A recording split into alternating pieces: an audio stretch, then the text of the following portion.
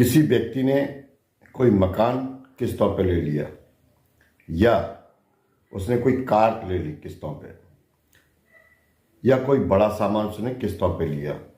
उस समय उसकी कंडीशन, जो आर्थिक कंडीशन थी उसकी, वो सही थी, लेकिन कुछ किस्तें भरने के बाद उसकी आर्थिक स्थिति कमजोर हो गई। वो किस्तें जमा नहीं कर पा रहा है। अब दबाव बनता है, ब्याज बनती है, पेनल्टी बनती है, लोग घर पे भी आना शुरू हो जाते हैं। अब घर में भी कलेश होता है। तो दोस्तों, ऐसा क्यों हुआ? ऐसा हुआ हमारे मन के कारण। हमारे मन में एकदम से जोश जागा, यार ये चीज़ हमें लेनी चाहिए, और हमने बगैर कोई आगा पीछा सोचे हुए वो चीज़ ले ली। बाद में हमारे ऊपर EMI का बोझ आ गया। अब हमने उस समय सोचा था कि EMI आराम से निकलती रहेगी, लेकिन अचानक से घर में कोई फंक्शन आ गया, शादी ब्याह का, कोई अचानक से बीमारी आ गई, ढेर सारा पैसा उसमें निकल गया, कोई अचानक से खर्चा आ गया, मकान की रिपेयरिंग करानी पड़ी, तो अब EMI थोड़ी मुश्किल हो गई। जब हम वो चीज़ ले रहे थे, हमने जरा भी नहीं सोचा था कि यदि 2-4 किस्त हमारी रुक गई तो हम जमा कहाँ से करेंगे। दोस्तों, ये सब जो मैं पहले भी आपको बता चुका हूँ और मैं अब भी आपको बता रहा हूँ, ये केवल और केवल हमारे मन के कारण। मन में आया, हमने वस्तु खरीद ली बगैर कोई आगे पीछे सोचे, अब नुकसान उठाना पड़ रहा है। और हमारे मन पर सबसे ज़्यादा जो प्रभाव होता है वो होता है चंद्रमा का। अब चंद्रमा सही नहीं है तो हमें नुकसान उठाना ही पड़ेगा, हमारे फैसले गलत जाएंगे ही जाएंगे। अब मेरा जो प्रयास होता है वो ये प्रयास होता है कि जो भी मेरे दर्शक हैं, भाई बहन हैं, माता पिता हैं, वो बगैर किसी को पैसा दिए आप अपने उपाय खुद कीजिए। देखिए, काफ़ी सारे उपाय ऐसे होते हैं कि हम खुद कर सकते हैं बगैर पैसा दिए, लेकिन केवल और केवल हमको जानकारी नहीं है। वो जानकारी मैं आपको दे रहा हूँ।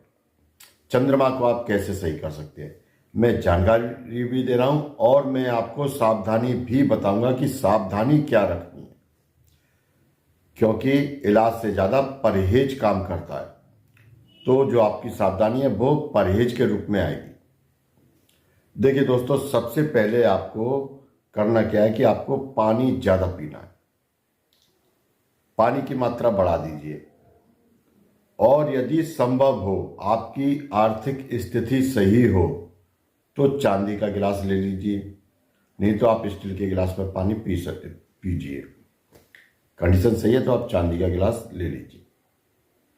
घर से किसी भी काम से कभी भी बाहर निकलते हैं, अपनी माता के पैर छू कर निकलें, अपनी माँ के पैर छू कर निकलें। यदि मम्मी नहीं है, कोई घर में बुजुर्ग हो, दादी हो, ताई हो, चाची हो, बुआ हो, ये सभी माँ के समान है। समय समय पर उनको कोई उपहार दें। आपकी जो माँ जैसे रिश्ते में हो, मौसी, बुआ या आपकी सिस्टर, आपकी ताई, इनका कभी भी अपमान न करें। इसके बाद जो आता है वो महीने में एक बार उपाय करना, 2-3 दिन। आपको प्रत्येक पूर्णिमा को, पूर्णिमा से 1-2 दिन पहले और 1-2 दिन बाद तक, चंद्रमा उस समय अपने पूर्ण यौवन पर होते हैं। तो आपको क्या करना है, आपको चंद्रमा की रोशनी में निकलना है।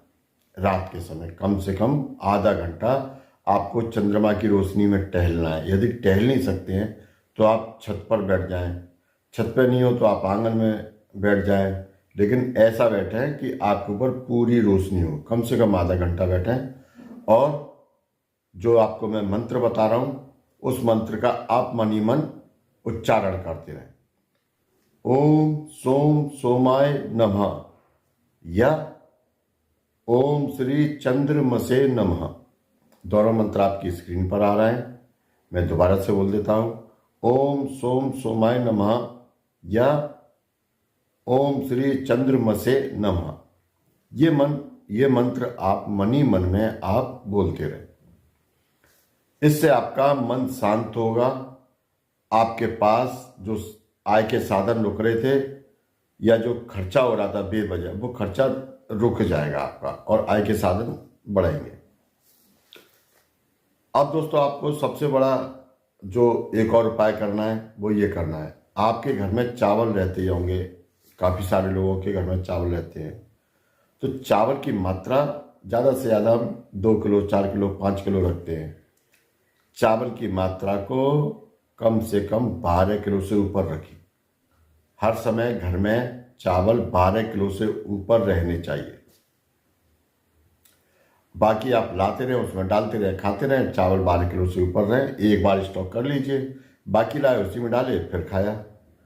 ठीक है, तो चावल को आप रखें 12 किलो से ऊपर हर समय। घर के उत्तरी दिशा में आप गंगा जल जरूर स्थापित करें। गंगा जल को ये वरदान मिला हुआ है गंगा जी को कि वो बड़े से बड़ा वास्तु दोष दूर करता है। कितना भी भयंकर वास्तु दोष हो, वो वास्तु दोष को दूर करता है। अब दोस्तों उसको प्लास्टिक के बर्तन में नहीं रखना है, या तो चांदी का बर्तन हो, चांदी का बर्तन नहीं है तो छोटा सा कोई तांबे का बर्तन हो। लेकिन प्लास्टिक में, कांच की बोतल में, सिल्वर में, स्टील में, इनमें बिल्कुल भी न रखें। ये गंगा जल का अपमान है। गंगा जल को उत्तरी दिशा में रखें या आपका उत्तर पूर्व का जो कोना होता है वहाँ पर रखें। अब दोस्तों एक और उपाय है, आप उस उपाय को जरूर करें। सोमवार के दिन आप भगवान भोलेनाथ के मंदिर जाएं, दूध मीठा लीजिए, कच्चा दूध हो, थोड़े से 4-5 दाने चीनी के डाल लीजिए उसमें, और 108 दाने साबुत दाना होना चाहिए चावल का, टूटा नहीं हो बिल्कुल भी। 108 दाने चावल के आप साथ में लेकर जाएं। भगवान भोलेनाथ को दूध अर्पण करें, उनके जो शिवलिंग है दूध अर्पण करें उनको, और दूध अर्पण करने के बाद गंगा जल हो या जल हो कोई ऊपर वो डालें। आप नहीं ले जाए तो मंदिर में होता है, सादा जल हो वो ही ले जाए, वो डालें।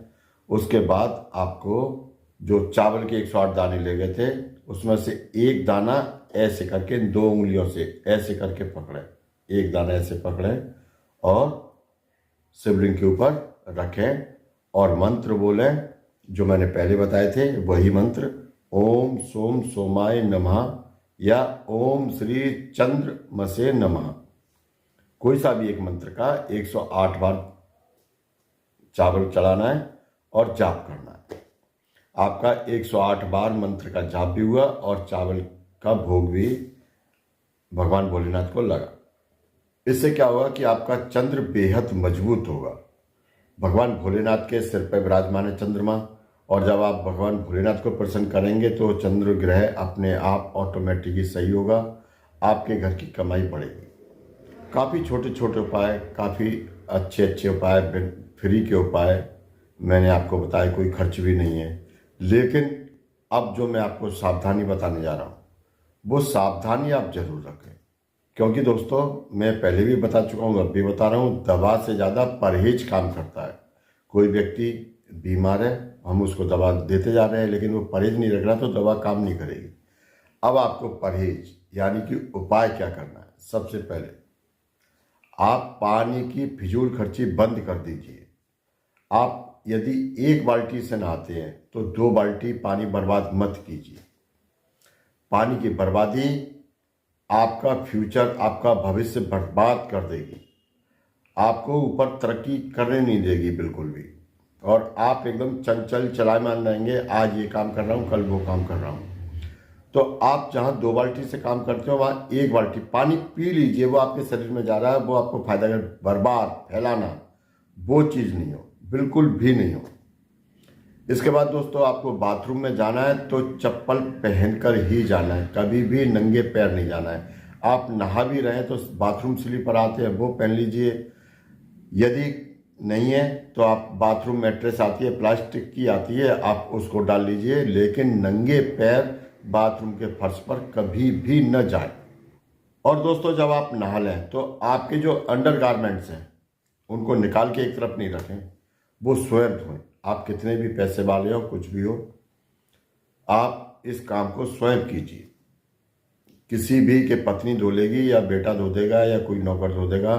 अब मैं बहुत ज़्यादा अरबपति करोड़पतियों की बात नहीं कर रहा हूँ, खरबपतियों की बात नहीं कर रहा हूँ, उनके ऊपर तो सीधे कुबेर महाराज मेहरबान है। लेकिन मैं केवल जो बिगड़ा भाग गया हमारा उसको संवारने की बात कर रहा हूँ। तो आपके जो अंडरवियर हैं, बनियान हैं, उनको आप खुद धोएं, उनको बिल्कुल भी छोड़ें ना। अब दोस्तों, इसमें कहाँ आपका पैसा खर्च हो रहा है? केवल आपका दूध में, चावल में पैसा खर्च हुआ। उसके बाद तो उससे मैंने सारे फ्री के उपाय बताए हैं और आप इन उपाय को जरूर कीजिए। वीडियो अच्छी लगी हो, वीडियो को लाइक, चैनल को सब्सक्राइब, कमेंट में जय श्री राम, हर हर महादेव, जय बाबा अमर सिंह पवन की जरूर लिखें। आज की वीडियो का केवल इतना ही। मिलते हैं हम अगली वीडियो में, तब तक के लिए जय राम।